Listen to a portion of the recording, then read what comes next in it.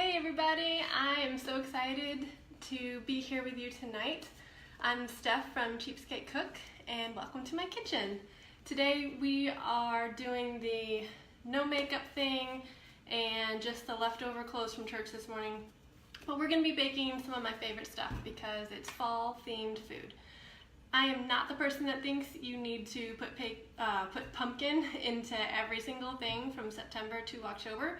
But I do have a few recipes that help me use the seasonal stuff, like the pumpkin and the butternut squash and the sweet potatoes, and make it in a way that helps my family get it, the benefits of it, and also feel very fallish. So today we are making sweet potato bread, or you can also call it pumpkin bread or butternut squash bread. It's one of those really versatile recipes that you can make just depending on what you have. So for me, when I make a butternut squash or a pumpkin or a sweet potato, I usually end up with a cup or two left over and I don't want it to go bad. So that's why I developed this recipe. It just takes like 1 cup of whatever orange vegetable you have on hand, and then you can mix it up. It takes just 1 bowl and you're done. So you can use a pumpkin, or we're using a butternut squash today because I got these in bulk recently, so they were really cheap, so now I need to find ways to use them. So you're going to take a bowl, and this is a really great 1 bowl recipe. So it's all real food, it's all naturally sweetened, you're not going to have any sugar in it, it's just sweetened with maple syrup or honey. And then I'm going to show you a quick tip to make it more frugal. Since we're using the natural sweetener, we got to find other ways to make it inexpensive so that we're not killing our budget to buy or to make 1 real food dessert. Okay, so everything is going to go in this bowl. It's going to take like 5-10 minutes to mix together and you're done. All right, first you need the dry ingredients. You're going to use whole wheat flour. You can also use spelt flour if you're nerdy like that, or just white flour if that's what you have. Then you're going to want baking soda and some salt. Now here's a tip. I did not have any baking soda. So if you find when you go to make a recipe that you are out of baking soda, you can actually substitute baking powder. And you do that by essentially tripling the amount of baking soda that you use for that recipe. So this recipe calls for 1 teaspoon baking soda. I'm using 3 teaspoons of baking powder, which means my results are going to be a little different, but I can still make it and I don't have to run to the store. The next thing you're going to need is pumpkin pie spice. And if you don't have pumpkin pie spice, here's another tip. Just use equal parts ginger, nutmeg, and cinnamon. So I rarely ever have pumpkin pie spice on hand, but I almost always have ginger, nutmeg, and cinnamon. And I just take the amount that they call for, like 1.5 teaspoons, and I add half a teaspoon each of the cinnamon, ginger, and nutmeg. Then you're gonna mix it all in the bowl. So we like to make sure that the dry ingredients are all mixed in with, before you put in the wet ingredients. Honestly, I just do this when I'm at home, so shh, don't tell anybody. And then you're gonna add the wet ingredients. I'm gonna show you a couple of tips because people have been asking for dairy-free and egg-free options. So this is how we make this recipe egg-free. Normally, you would use 2 eggs, but if you are egg-free or you're looking to save a little bit of money, then you can use ground flax or ground chia, which in some areas they're just really hard to find, so don't even bother. But like in our area, you can find ground flax everywhere because it's a super hipster area. So we have some ground flax, and then you use hot water. So you just want 1 tablespoon of the ground, I'm actually using chia right now. 1 tablespoon of the ground chia, and then 2 tablespoons of hot water. Mix it up in a little bowl, and that makes the equivalent of 1 egg. So I've got 2 of those here, and I'm just going to add that to our bowl. You're going to want to let the fake egg sit for a little while so it gets really goopy. Like this was water and this ground flax, and and it got all goopy because that's what happens when you have chia and flax and you mix it with water. And so this is going to be a really good binder for this recipe. And then you're going to want some kind of oil. You can use melted butter, or you can use avocado oil if you need it to be dairy-free. Now, the way I like to save a little bit of money is by substituting my butter or oil, especially if you're using like an expensive oil like avocado or coconut or something like that. You can use half oil and half applesauce. Applesauce works as a good substitute for oil, but it changes the flavor if you use all applesauce instead of oil, so I usually just try to stick to half, or like 2/3 applesauce and 1/3 oil. And now we've got maple syrup. You can also use honey.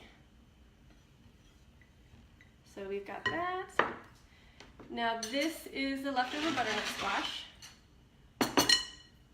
You can see it's still like in the skin that it was cooked in. And a lot of times, you know, when you bake sweet potatoes or something, it's going to be in the skin. So I just wanted to show you, you can just scoop it and, oops, drop that. Put it in your 1 cup measuring cup and just make sure that you've filled it to the top. This is not a very pretty procedure, but it works. Another tip, if you made like mashed sweet potatoes, so you already added like a little bit of maple syrup or butter or milk to the mashed sweet potatoes, I just use the mashed sweet potatoes in this recipe. So it'll change the results just a little bit, but not enough to make a big difference. So, and that way I don't waste the sweet potatoes that are left over, which is the whole point. So when you've got a good 1 cup, I'm gonna mash it down, pardon my fingers. So 1 cup, plop it in. And then you can use a mixer if you don't like to mix things by hand. I just use a wooden spoon. You don't need any special appliances for this. And then make sure, I'm flinging, make sure that you put the oven at 350 degrees.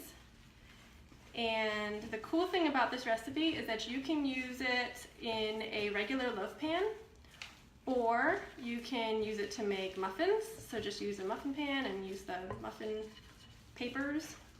Or you can, even if you have like a pie plate or like an 8x8 inch baking dish, you can just use that and make like a breakfast cake. Because this is made with all whole grain, it doesn't have any sugar in it. It just, I mean, it has like sugar content, like your body metabolizes it like sugar, but it's not white sugar. So it's just got the maple syrup and the honey, natural sweetener. It's got healthy fats like the coconut oil or the butter, and it's got applesauce and butternut squash. So basically you can make this and eat it for breakfast. And I always like to put butter on mine after it's baked and I eat it for breakfast. Butter makes everything better. So now that this is all mixed up, you're gonna take your pan, whatever you're using, whether it's an 8x8 inch pan or this loaf pan, and a lot of times people say to spray them. Like, we've just gotten used to using spray. But I don't like to use spray because first it's chemicals, and it just is one more thing to buy. So you can take butter, just a stick of butter, and take it cold out of the fridge, and then peel the butter back so it's kind of like a marker, and then you just put butter on the inside of your pan. I'm not saying this is easier than spray. Spray is the easiest thing ever. But you're gonna get a nice like buttery flavor on the outside of your cake or loaf, and you're using all real food. If you are dairy-free, coconut oil or avocado oil also works. I would not use olive oil because it doesn't really work well to non-stick, and I wouldn't use olive oil to replace any of the oil in this recipe because olive oil is just too strong a flavor. So you can do it. I have done it in the past. I can't say that I totally regretted it, but I also didn't love it, so you've been warned. Now you're just going to take your buttered loaf pan and your pumpkin bread dough, batter, whatever you want to call it. Pour it in. So you can see this recipe makes just one loaf. I usually end up doubling it because one loaf does not last very long in this house. Then you spread it out with a spatula. And then I don't like to waste anything, so we just do that. And then it's ready for the oven. So like I said, I really like this because it works great for breakfast, but it's sweet enough for dessert. You can make like a cream cheese frosting using cream cheese, a little bit of milk, a little bit of butter, some maple syrup, vanilla, and just whisk it all up, and you can use that as like a frosting. You can add chopped pecans to this, whatever makes your fall mood happier. But it's all made with real food, and it's just simple, good for you ingredients, but it's still dessert. So if you love fall as much as I do, and you are looking for ways to eat real food, but do it frugally, then I send out a weekly menu plan, or just a week's worth of breakfast, lunches, and dinners every month to the Cheapskate Cooks list. And I would love to give you that free resource. So in the description, there should be a link to this recipe, so you can go ahead and get that, and you can try it the next time you have leftover sweet potatoes or butternut squash. And then if you look in the Start Here tab, then there's a link to go and get on the Cheapskate Cooks list so that you can get those free menu plans.